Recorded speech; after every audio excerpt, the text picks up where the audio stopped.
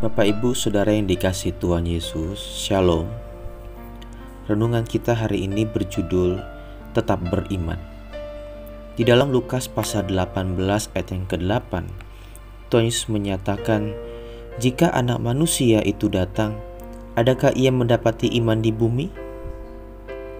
Saudara yang dikasihi Tuhan, mari kita sejenak membayangkan kehidupan para pengikut Tuhan Yesus ribuan tahun yang lalu. Betapa konyolnya para pengikut Tuhan Yesus mula-mula, yaitu para murid-muridnya dan orang-orang Kristen pada abad gereja mula-mula di mata orang pada zaman itu. Para pengikut Yesus menaruh percaya kepada seorang yang mengaku anak Allah, yang menurut berita resmi pemerintah dianggap sebagai penjahat di mata pemerintah Roma dan di mata bangsanya sendiri sebagai penghujat Allah. Jelas-jelas mati di depan mata semua orang, tetapi kemudian diyakini oleh murid-muridnya setelah bangkit. Mereka mempertaruhkan segenap hidup mereka demi menyambut kedatangan Raja mereka yang mereka yakini akan hadir pada zaman itu. Itulah sebabnya mereka tidak takut kehilangan segala sesuatu, aniaya, bahkan mati. Malahan mereka memberitakan tentang keselamatan dalam Kristus Yesus dan mengajak orang-orang untuk mengikuti jejak kehidupan mereka.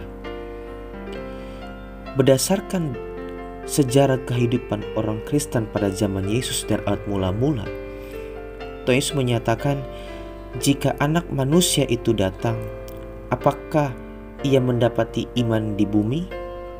Jika anak manusia itu datang, adakah ia mendapati iman di bumi?" Lukas 18 ayat yang ke-8. Dalam terjemahan sehari-hari diterjemahkan, "Tetapi apabila anak manusia itu datang, apakah masih ditemukan orang-orang yang percaya kepadanya di bumi ini?" Maksud perkataan ini adalah, apakah masih ada orang-orang yang benar-benar tetap beriman, tekun, dan setia sebagai orang percaya di mata Allah? Hal ini menunjukkan betapa sulitnya mempertahankan iman yang murni di dunia hari ini yang sangat fasik dan jahat. Jangan kita mengira kalau menjadi orang Kristen sejati, maka kita akan mudah diterima dimanapun, sehingga akan sangat mudah beradaptasi dengan lingkungan. Tuhan Yesus tidak mengajarkan demikian. Tuhan Yesus mengatakan bahwa musuh orang bisa seisi rumahnya. Jangankan orang lain, seisi rumahnya saja bisa memusuhinya. Matius pasal 10 ayat yang ke-36. Mengapa begitu? Karena pengajaran yang diberikan oleh Tuhan Yesus di dalam Injil banyak yang bertentangan dengan apa yang diajarkan oleh dunia. Bahkan kehidupan Tuhan Yesus sendiri pun adalah kehidupan yang dianggap bertentangan dengan kehidupan manusia di sekitar. Oleh karena itu, kehidupan dalam dunia yang semakin fasik dan sulit ini semakin memperlihatkan pemisahan. Apakah seseorang benar-benar menjadi pengikut Kristus yang sejati dengan mengikuti jejak hidupnya Tuhan Yesus, atau memilih dunia dengan segala kesenangan dan keindahannya? Hal ini juga akan semakin membuat perbedaan yang mencolok antara orang-orang percaya yang benar dengan mereka yang tidak masuk orang percaya. Malahan hal pemisahan ini bukan hanya antara orang Kristen dan orang non-Kristen, tetapi kepada orang Kristen yang hidup di dalam kebenaran dengan orang Kristen yang tidak hidup dalam kebenaran firman.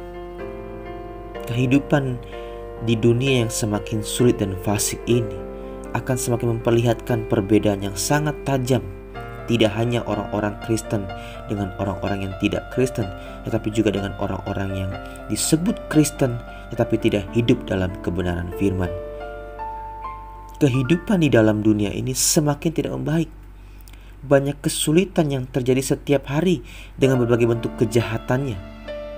Oleh karena itu, orang percaya harus tetap beriman kepada Tuhan Yesus. Tetap beriman sama dengan memiliki ketekunan hidup. Ketekunan itu berarti kemantapan hati, tidak goyah sama sekali dalam mengikuti dan melakukan sesuatu. Ketika saya dan saudara percaya dan menerima Tuhan Yesus, maka saya dan saudara akan menerima meterai Roh Kudus. Menerima meterai Roh Kudus berarti Allah menandai setiap orang yang telah percaya kepadanya dengan Roh-Nya yang kudus sebagai bentuk jaminan keselamatan kekal yang akan diterimanya. Dan karena itu, orang percaya harus bersedia hidup dalam pimpinan Roh Kudus agar berani menolak segala bentuk keinginan daging yang bertentangan dengan Roh Allah. Roma pasal 8 ayat yang ke-13 mengatakan, sebab jika kamu hidup menurut daging, kamu akan mati. Tetapi jika oleh Roh kamu mematikan perbuatan tubuhmu, kamu akan hidup. Galatia pasal 5 ayat yang ke-16 menyebutkan, hiduplah oleh Roh, maka kamu tidak akan menuruti keinginan daging. Sebab keinginan daging mendorong manusia untuk melawan Allah sehingga hidup dalam dosa. Tetapi orang yang hidup dalam pimpinan Roh Kudus akan memiliki kehidupan seperti Tuhan Yesus, yaitu ketaatan, kesetiaan, ketekunan kepada kehendak Allah. Kehidupan seperti inilah yang membuat orang percaya tetap beriman kepada Allah meskipun banyak kesulitan yang dialaminya di tengah-tengah dunia yang semakin jahat dan semakin susah ini. Mari Bapak Ibu yang dikasihi Tuhan, saya mengajak kita semua untuk tetap beriman secara benar kepada Tuhan. Terlepas dari situasi hidup yang susah dan sulit, kita harus tetap beriman kepada Tuhan.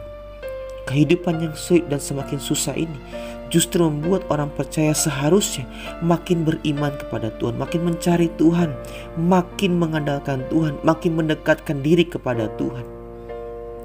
Sehingga pada akhirnya kita bisa melewati kehidupan yang sulit dan tetap bertahan di tengah-tengah situasi yang sulit.